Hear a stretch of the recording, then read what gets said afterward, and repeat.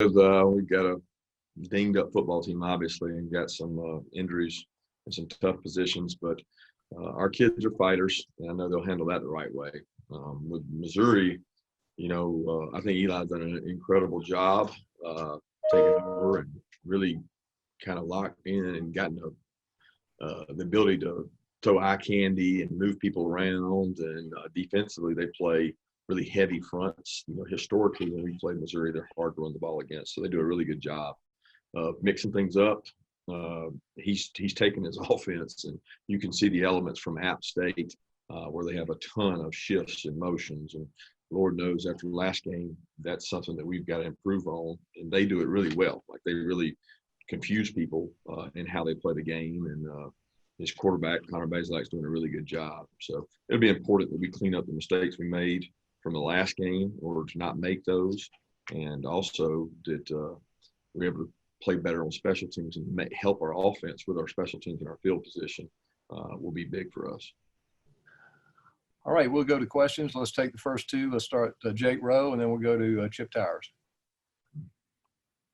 Hey, Kirby, obviously the passing game not quite clicking like you want it to right now. But what can you guys do in the interim to improve that as much as possible? Is it just a practice thing, or is there some ways you guys can maybe support the quarterbacks and the receivers and get them more opportunities? Well, I think the number one thing I would say is accuracy. I can't say that it's to protect the quarterback better. It's accuracy in terms of completion percentage, hitting open receivers. We always say you got to make your layups, and that's the most disappointing thing about the last couple of games. Really, it's just the accuracy, the ability to hit the open guys, and then defensively not giving gifts away.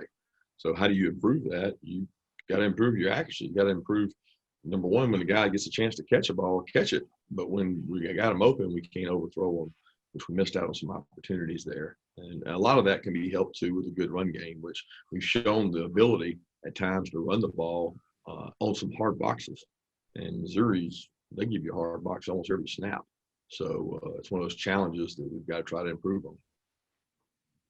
Coach, I guess the first thing to ask on the quarterback competition is, we know your latest starter has an AC joint sprain.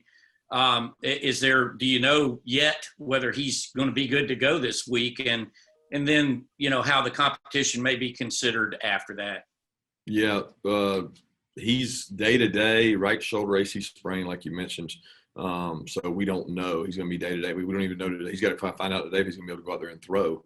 So it's one of those deals that we don't know how effective he's going to be, whether he's going to require another shot to do it. And we're going to get all three of those guys ready. And the one that does the best job will be ready to play. And if Stetson's ready to play and he does the best job. Toughest thing for Stetson is he's not going to be able to take a lot of reps early in the week. But we do a ton of walkthrough today, and a lot will be determined by Tuesday and Wednesday's practice for us. And when you say three guys, you mean JT, Dwan, and Stet?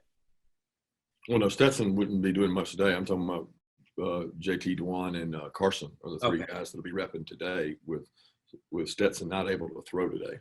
I got you. Thank you. Okay, let's go to Dean Legge and then Mike Griffith. Sorry for all the injury questions, Kirby, but as you said, y'all are banged up. Where are y'all at with George? Where are y'all at with, I don't even know, everybody else, Kenny, Jordan, etc. Kendall, Marcus, Lewis. Well, I didn't want to take up all the time, but yeah. And the only reason I don't go through all of them is that there's a lot of them. So if you want to ask specifically, I will say Marcus Roseney had a fractured dislocation ankle, dislocated ankle, and they repaired that this morning with surgery. He's out the remainder of the season. They expect a full recovery, similar to what James Cook had at one time, Riley Ridley had it at one time. Both those guys recovered fully. He's been in great spirits. What a great kid and a great family. But he had his surgery done today. Trying to think who else. Kenny, we're hopeful to get back. Kenny actually made the trip last week because we felt like at the end of the week he had an 80, 85, 90% of his full self. His hamstrings bother any more than his knee now, and he's had some hamstring tightness. But we feel like he's going to be able to go. He probably could have gone in an emergency. Saturday, but he wasn't completely comfortable with it. So we're hopeful to get him back this week. We certainly need him. Kendall's going to be out with probably 3 to 4 weeks with an MCL sprain from the injury he got in the game. It's nothing permanent, but it's something that we got to get him back from. So with George, it boils down to really a pain tolerance. He was able to practice last week, some days without a no contact jersey. But again, it boils down to can he handle and deal with the pain of the upper extremity? And if he's able to do that, then he would be able to go. We're hopeful that he will be. Lewis Seen is in concussion protocol, so we don't know if he's going to be cleared for the week. That'll depend on the testing he has to go through in terms of the concussion stuff. And I can't think of anybody else. The guys from last Jordan week. Davis. Sorry, Jordan Davis. Yeah, Jordan's probably going to be week to week. It's one of those deals that we're hopeful to get him back, but we just don't know when it's going to be. Yeah, Kirby. I know you said Saturday night that the sky isn't falling, but you guys have built a streak up. I think it was up to 58 weeks in the top 10. How do you reset with your players in the locker room? Obvious challenges when your team wouldn't seem to be playing for a championship anymore. I guess anything can happen. So I guess I would ask, how do you address the team mood and the team buy-in this week? Oh, your competitor. I mean, that's if you have a competitive nature about you, which most good football players do. It's about the program. It's about the seniors. It's about leaving your legacy. It's about the number of wins your senior class can have. It's about the bowl opportunities you have. It's about us. And I really thought that our kids. I'm telling you, I had a lot of people reach out to me, but I also felt there was a lot of fight in our kids Saturday for as many things as went wrong, and we missed tons of opportunities. Those opportunities are gone. Our next opportunity is with Missouri. And I personally think they've got a really good football team that's getting better. When you watch them play throughout the year, they've gotten better with each game. And look, Eli's one of the best coaches around when he takes what he did at App State and what he's been able to do there at Missouri. So that's all of our attention goes to that. And, our kids will handle it the right way. They handled it the right way after the game Saturday night. And, we got to see some of the leaders and visit with some of those guys yesterday as they stopped by. They're hurt, but they understand that this is the situation we're in, and we got to go play well. Is he hit? Was there anything Lewis could have done different at that angle? It looked on replay like he lowered his shoulder. Do you have an answer for those kind of targeting calls? Is he supposed to fall down and not make the hit, or what does he do there? Tough deal, because he felt like he was going, what we talk about is always go for the target area, from the chest to the waist is the target area. And he had a couple of hits early in the year. If you go back and look, I can't remember what game it was, but he had the exact same kind of hit, and he went for that target area.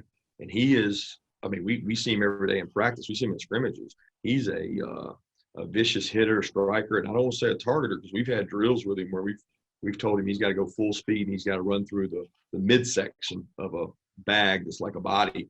And he was trying to do that in that case. And I think he felt like Kyle saw him coming, and Kyle dropped his head, to protect himself. And it ended up being head-to-head contact. And it's unfortunate. That's part of our game. And the only thing we can coach Lewis to do is, maybe aim a little lower, because the lower you go, the less chance you got of hitting somebody head-to-head. It was certainly a scary collision. Let's go to Anthony Dasher and then Mark Weiser. Hey, Coach.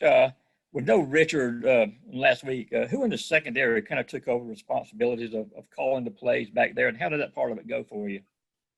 Well, Richard doesn't make all those calls. The way defenses work, you have a linebacker that makes a call, and then you have secondary sides. You have a free safety side and a strong safety side. So Richard handles the strong side, which is usually the field side, and Lewis handles the free safety side, which is usually the weak side or the boundary side. So that side stayed kind of intact when you're talking about the linebackers with Lewis. The other side, Chris's side, was him and the strong side linebackers. So I thought Chris Smith handles the communication really well. He's very bright. He communicates in a lot of ways just as good as Richard in terms of communication. But our breakdowns had a lot more to do with between linebackers and coverage, communication of the free safety and the corners into the boundary, and some really bad eye control. And when I call eye control is are you looking at the right thing? Has nothing to do with the scheme they did. It just has to do with, if I'm looking at what I'm supposed to look at, then I'll cover him. And if I look in the backfield, then I won't cover him. He'll pop out of the ground 25 yards downfield. And we had some bad eye control, not communication. And when it comes to improving the eye control, issues, that's something y'all correct on film, or that's something y'all do on the field to try to get better at?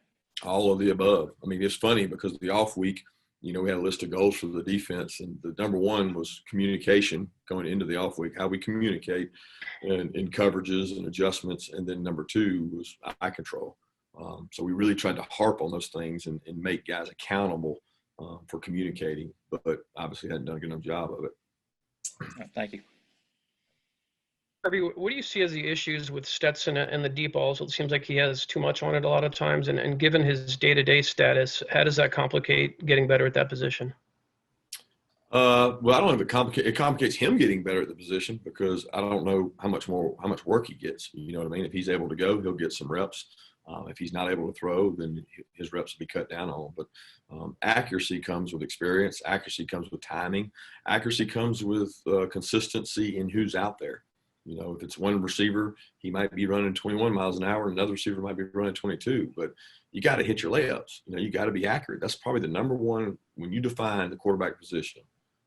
Accuracy ranks right up there with, managing it, not turning it over. But accuracy is probably the defining factor of that position. And we haven't been very accurate in terms of completion percentage, at least not consistently. We've been there in spurts, but we weren't Saturday. And did you and Todd talk at all about, I know what you said about JT Daniels after the game the other day. Do you give him more of a look, with reps this week, or what's the plan? Yeah, he's going to get reps. He's going to get work because, again, we just talked about Stetson. I don't know if he's going to be there or not, so he's gotten – but the great thing about JT is he begged to go down to the scout team to get work when he wasn't early on. He wanted to go down and compete and throw and get better against our defense. So it's not like he's been sitting on the shelf not getting many throws. He's been getting a lot of those. Thanks. Okay, let's go to Seth Emerson, and then we'll go to Macon Telegraph, either Brandon or Jed, whichever one. Seth? Yeah, Kirby, I know receivers were getting open Saturday, and you talked about the accuracy part of it, but at receiver in general, how is the attrition and injuries over the last year or two had an effect? And do you feel like you have the speed on the outside that you want at receiver? It went out a little bit there, Seth. You said over the last years or this season we're talking about attrition? This season, last year, the injuries, attrition at receiver, and do you feel like that's had an effect, and do you have the speed you want at receiver? Never would I say you have the speed you want. I don't think any coach – everybody wants to be faster. Everybody wants to have the fastest guys possible. But I do feel like we have gotten open more this year, whether that's by alignment, assignment, level of competition. I don't know. We've gotten open. We've missed some and we've hit some. But I think we've improved in the passing game. We just haven't reaped the benefits of it because we're not accurate enough. We don't hit enough open guys.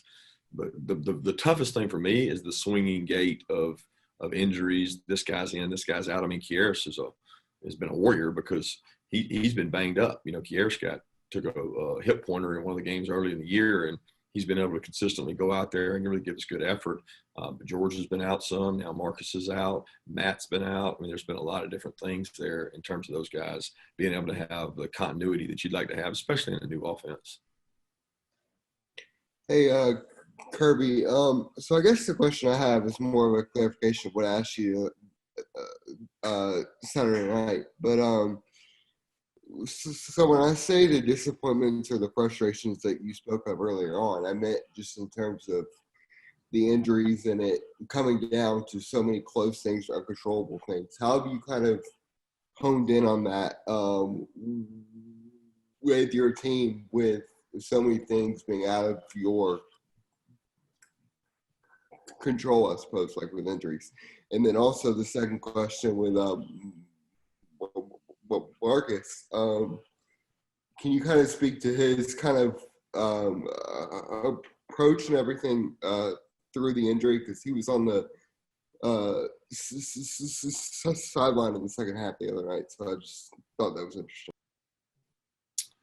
In terms of his approach to the injury, the kid is a great kid. I saw him coming out to the second half. We're coming out of the locker room for the second half, and he was already in great spirits. And he said, coach, it's part of the game. It's injuries, part of the game. You understand that when you get into it. And he was in a really good mindset, if that's what you mean. As far as I know, he'll work really hard to get back, and he was trying to help other guys on the sideline. Look, that's the thing about this team's DNA is there's a bunch of fighters, there's a bunch of competitors. They don't feel good about what happened. Nobody does, but they're ready to fight and come back and compete, and that's what defines who you are.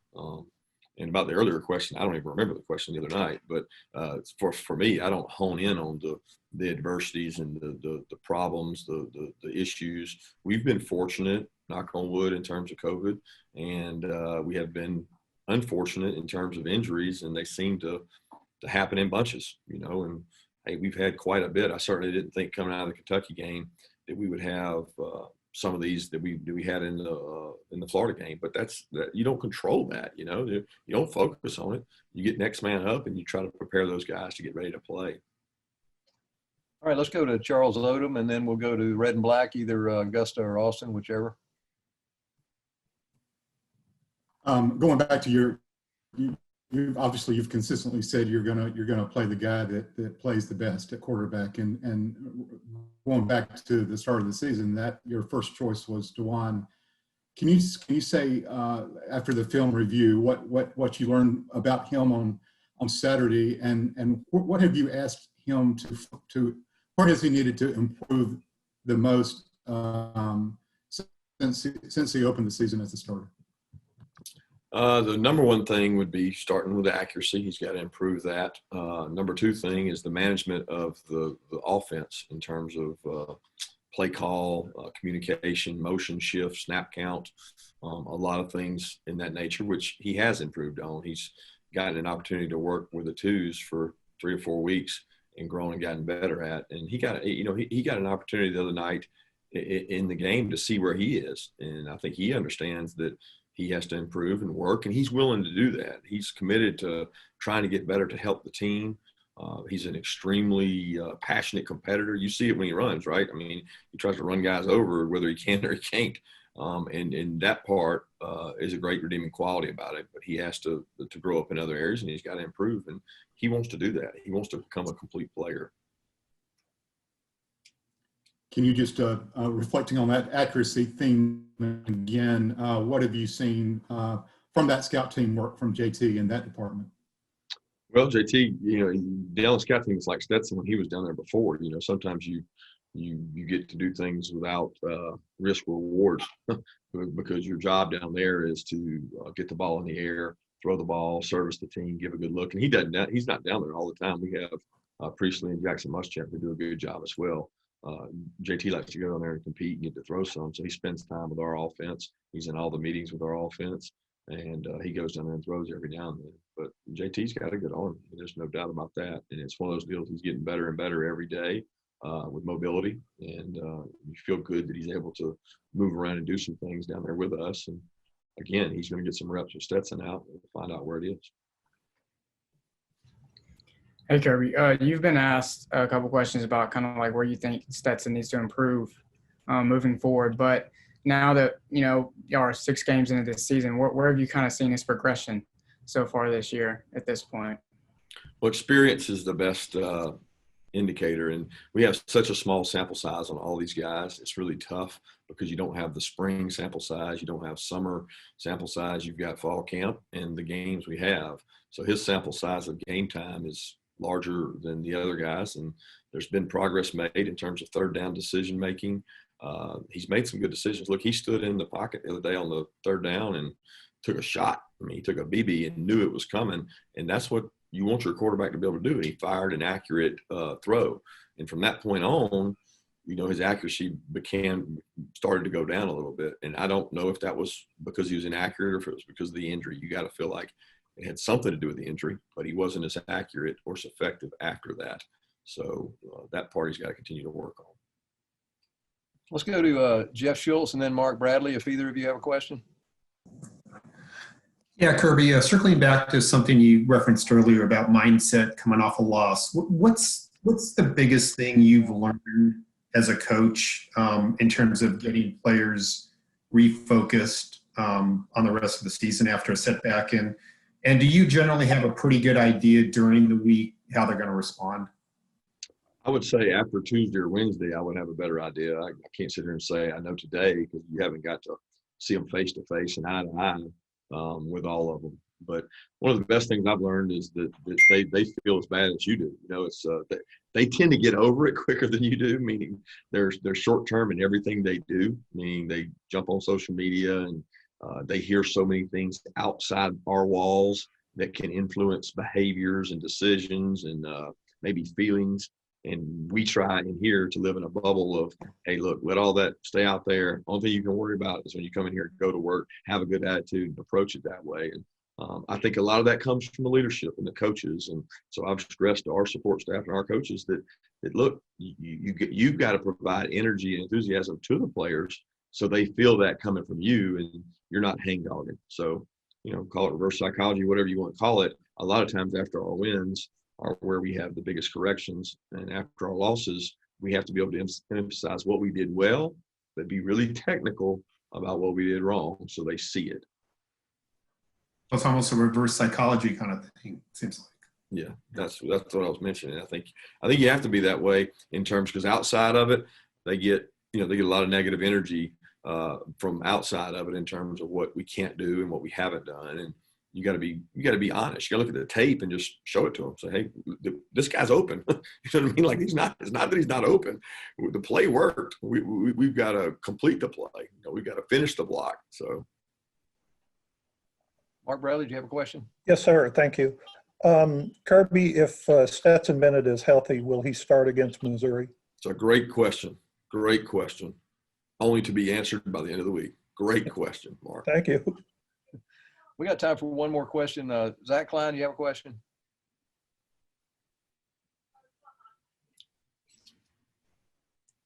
Guess not. All right, last question. Yeah, actually, sorry, I was just chitting at Claude. Okay. Hey, Kirby, have you talked to Ron at all about these injuries? How much does he think they really are football, obviously related, and how much maybe due to the awkwardness of the offseason, not having your guys under his control, et cetera? Yeah, I wonder that myself. You know, you start questioning, oh, wow, they have the injuries. You know, everybody wants to point at the trainer or the strength coach or whatever, but so many of them are freaky deals. I mean, you see them too, like Kendall Milton's. You see his plant. You see him take a knee from the side. That's an MCL. Like, what does that have to do with whether he lifted or ran? You know, I mean, it's there. Marcus is the guy trying to keep him from scoring. Clips him right on the ankle down there. I mean, it's like, you know, what does that have to do with the exercise and the running? It's football is what it is. And the accumulation of those, I don't know. I would say that if there were more soft tissue injuries, I would question that. You know, we had a ton of hamstrings and pulls, but a lot of ours aren't those. They're breaks.